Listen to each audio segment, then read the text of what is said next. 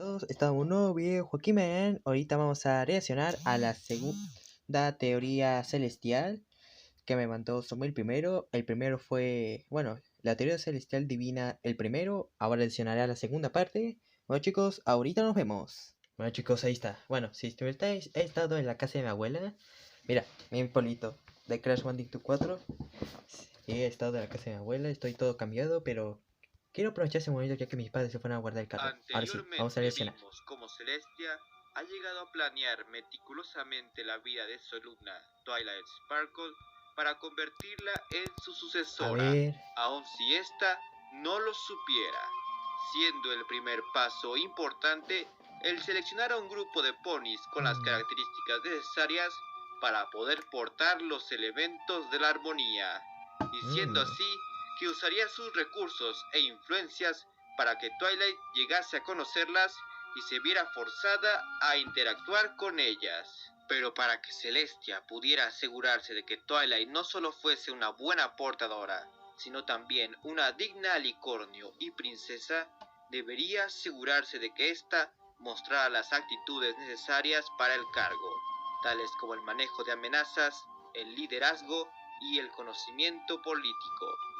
por lo que la pondría a prueba en varias ocasiones con amenazas antiguas que ella misma enfrentó, por lo que ahora veremos el cómo Celestia ha manipulado a varios villanos y ha sacado provecho de varias situaciones inesperadas para poder preparar a su futura sucesora. Flash Mephisto. Creo que es el nombre del youtuber, creo. Como ya mencioné en la vez anterior, la primera gran prueba de Twilight sería enfrentar y purificar a alguien a quien la propia Celestia no pudo, su hermana Luna, quien se había transformado en Nightmare Moon, un personaje que históricamente había sido olvidado y convertido en una simple leyenda que poco tiene que ver con la historia real, aunque esto probablemente fue intencional por parte de Celestia, para que así su gente no desarrollara un miedo latente hacia ella. Sin embargo, para asegurarse de que Twilight estuviera alertada por ella y la viera como una amenaza, tenía que idear una forma para que ella de cierta forma supiera la verdad, creando así el cuento de la yegua en la luna, en donde también estaba la profecía que dictaba cuándo Nightmare Moon iba a ser liberada, profecía que, como ya te mencioné, es relativamente falsa. Pero ¿cómo? Pues según lo contado, la profecía menciona que el día más largo del milésimo año, las estrellas se alinearán con la luna y Nightmare Moon sería liberada. Pero lo que probablemente muchos de ustedes no sepan es que al igual que el sol y la luna, las estrellas también son controladas por la propia Celestia. Información que fue proporcionada por Lauren Faust, creadora de la serie y escritora de ese mismo episodio. Esto quiere decir que Celestia podría haber liberado a Nightmare Moon en el momento que quisiese, pero no tendría con qué enfrentarla, ya que, como te he mencionado, los elementos ya no funcionaban con ella. Una razón más para buscar a alguien, o para tal caso, a un grupo de ponis que pudiesen portar los elementos. En cuanto a lo del día más largo del milésimo año, es solo una excusa para que encaje con el Festival del Sol de Verano, el cual, como sabemos, envió a Twilight a supervisar en Ponyville, en donde se encontraban las ponis con las que tenía que formar un vínculo para utilizar los elementos de la armonía. En otras palabras, la profecía sí era cierta en el sentido de que las estrellas eran quienes mantenían a Nightmare Moon encerrada en la luna, pero el control de dichas estrellas nunca fue algo premonitorio, pues estas siempre han sido controladas por Celestia. Bajo este contexto, es fácil entender por qué ésta no intervino al momento en el que Nightmare Moon apareció, ya que objetivamente no podía hacer nada en contra de ella, ya que no podía hacer uso de los elementos dependiendo enteramente de que Twilight formara un vínculo genuino con las ponis que había escogido para ella, un plan que para su fortuna salió exitosamente, pese a su apresurada ejecución. pero esta no sería más que la primera de muchas pruebas. Discord. El caso de Discord es muy similar al de Nightmare Moon, pero para que lo entiendas, te tengo que explicar otra de las posibles reglas de los elementos. En primera instancia, sabemos que, aunque Celestia y Luna ya no sean capaces de usar los elementos de la armonía, ellas innegablemente poseen una fuerte conexión con ellos, pues el árbol de la armonía posee sus Curimars, al igual que la de Twilight. Esto implica fuertemente que el árbol y los alicornios poseen algo que los relaciona, ya que, como sabemos, el árbol fue plantado por Starsuit y los demás pilares, utilizando una semilla mágica de cristal a la cual dotaron de sus cualidades, pero jamás llegan a explicar de dónde exactamente surgió esa semilla. En un principio es fácil pensar que Starsuit la creó de algún modo, pero analizando varios factores, como que el árbol tenga conciencia propia, o el ya mencionado hecho de que tenga las marcas de las princesas, e incluso, más recientemente en los cómics de la temporada 10, se nos revela que hay más árboles de la armonía alrededor del mundo. Todo esto parece ser un indicio de que la magia que alimenta tanto el árbol, los elementos, los alicornios, e incluso, ¿por qué no?, otros objetos mágicos que dotan de cualidades similares y no necesariamente tengan que ser usados por seres de gran poder, puedan provenir de la misma fuente, la cual hasta ahora es desconocida, aunque eso probablemente requiera un video aparte para hablarlo a fondo. Lo importante aquí es que el que no pueden usar los elementos no significa que todo su poder se haya apartado de ellas. Con esto me refiero a que cualquiera, o por lo menos los alicornios, pueden hacer uso del poder de los elementos aún sin tenerlos. Lo único necesario es haber tenido contacto con ellos, pues sus poderes provendrían de la misma fuente. Y como ya te he dicho, un alicornio parece no necesitar de otros portadores para poder usar todos los elementos. Esto lo podemos ver en varias ocasiones, siendo la más evidente por parte de Celestia y Luna, cuando éstas encierran a T-Rex, Chrysalis y Cozy en una estatua, tal cual como lo hicieron con Discord, aún sin poseer los elementos. En cambio, los casos ocurridos con Twilight también son muy obvios, siendo estos con el Rey Sombra e igualmente con T-Rex, Chrysalis y Cozy. Incluso, esa misma lógica podríamos verla cuando Twilight enfrentó a Sunset, pues ahí estaba presente únicamente el elemento de la magia, y aún así pudieron hacer uso de los demás. El único caso particular es el visto con el de Sunset y Minda y Sparkle, pues ahí no estaba presente ninguno de los elementos y técnicamente ninguna ahí era alicornio, lo que quizás demuestre que no hace falta hacerlo para conservar la magia de los elementos, solo haberlos usado, siendo en este el caso las Sequestra Gears quienes funcionaban como receptoras. Ahora bien, sabiendo que los portadores de los elementos pueden hacer uso de su poder aún sin estos, no hay ninguna razón para pensar que igualmente puedan revertir sus efectos, pues ya vimos que Celestia pudo ser la responsable de la liberación de Nightmare Moon, así que, ¿por qué no pensar que también pudo haber liberado a Discord?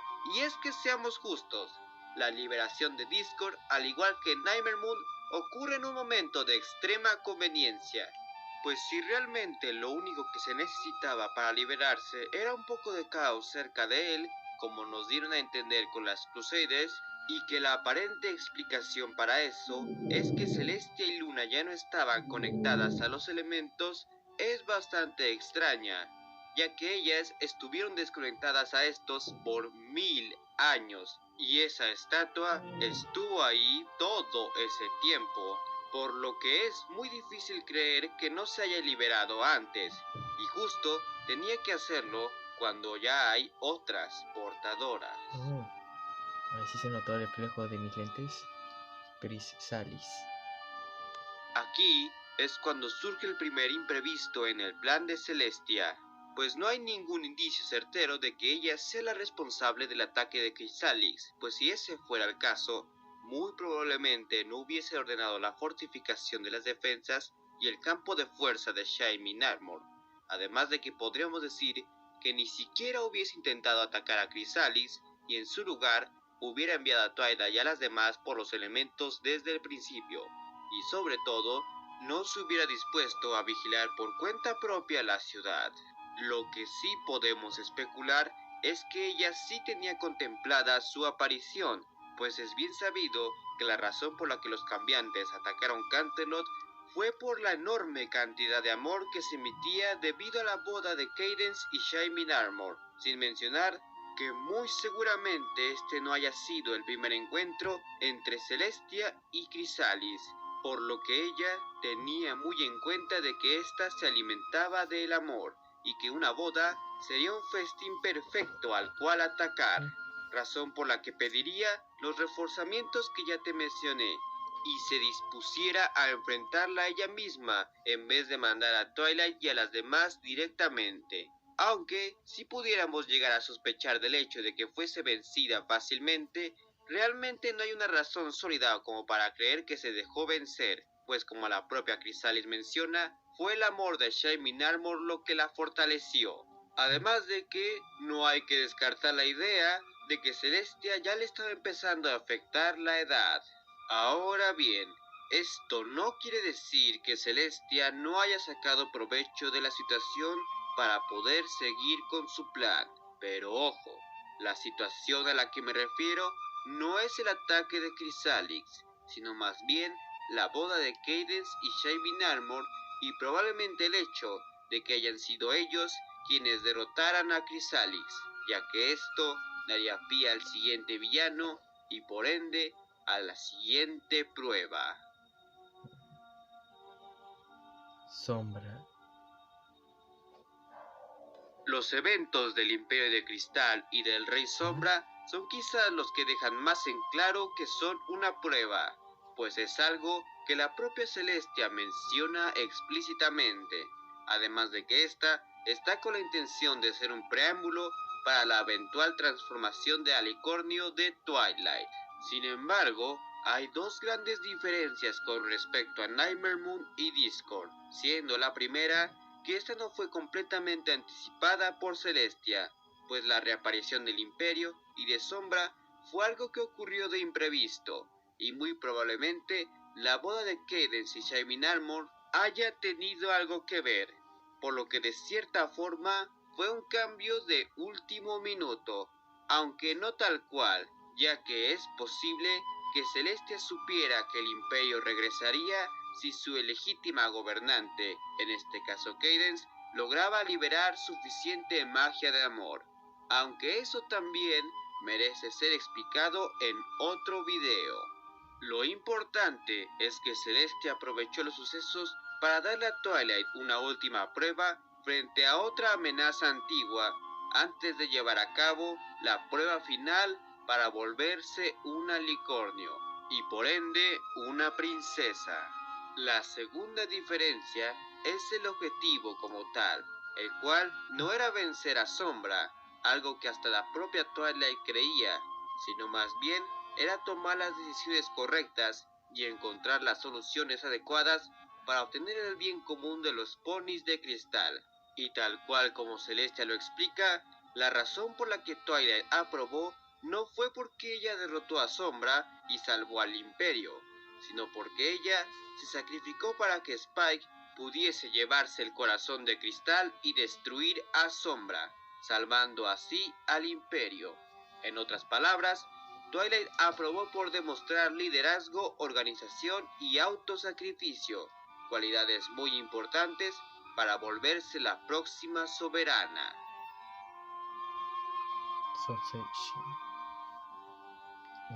Con Sunset es un caso particular, ya que hay una docena de huecos argumentales que acompañan su introducción, pero algunos de estos pueden ser explicados.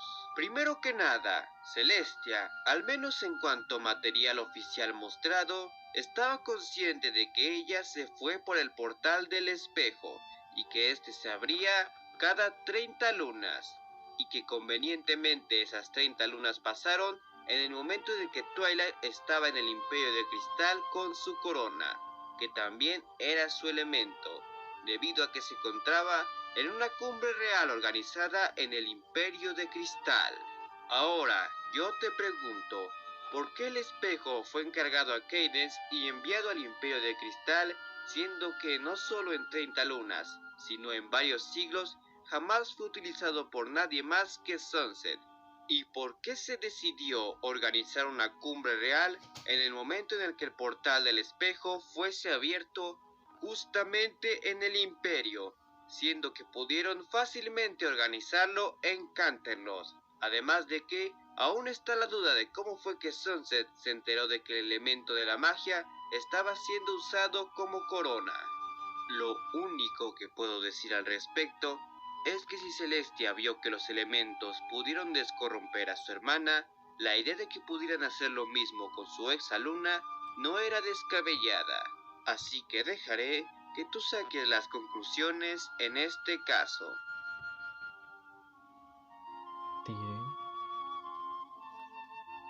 Lo ocurrido con T-Rex es bastante curioso, ya que basándonos en los datos que la serie nos ofrece, la intención de Celestia quizás no sea muy clara con este, pero trataré de darte la mayor cantidad de información para que te des una idea de lo que se viene.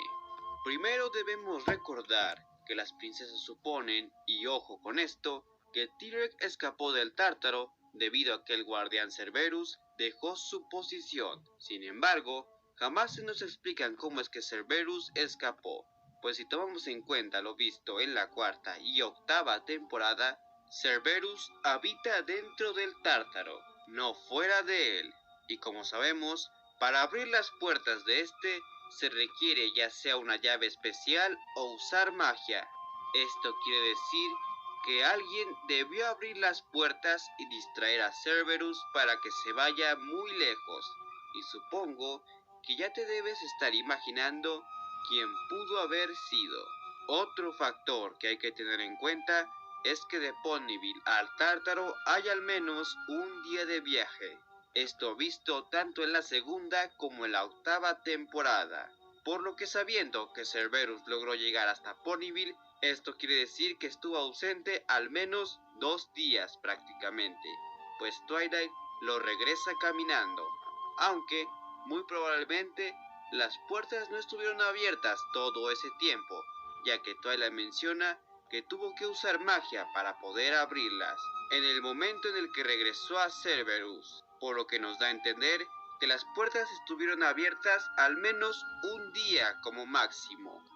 Finalmente, tenemos el hecho de que T-Rex no atacó antes porque supuestamente el escapar del Tártaro lo dejó muy debilitado, pero esto jamás es tomado como una afirmación, solo como una suposición por parte de las princesas, al igual que este escapara debido a la ausencia de Cerberus. Y citando a otro youtuber experto en teorías conspirativas, es fácil señalar al lobo como el malo cuando es Caperucita la que cuenta el cuento. Pero ahora seguramente te estarás preguntando, si T-Rex se trataba de otra de las pruebas de Celestia para Twilight, ¿por qué ella decidió enviar a Discord por él en un principio? La respuesta a esto es bastante sencilla, y es porque la prueba no era realmente para Twilight, sino para Discord. Hasta aquí dejaremos el tema del video, así que estén atentos al canal y suscríbanse para poder estar al pendiente de las siguientes partes en donde hablaremos. Bueno chicos, ahí va la mitad del video. Por cierto, si se está preguntando dónde se escuchan todos los sonidos, es que son mis vecinos. Y esos que se oye son fuegos artificiales. Bueno, no importa. Bueno chicos, eso es todo. Espero que haya gustado. Ya el otro día voy a subir la tercera parte, a ver cuándo, a ver si tengo tiempo. Y bueno chicos, chao chao.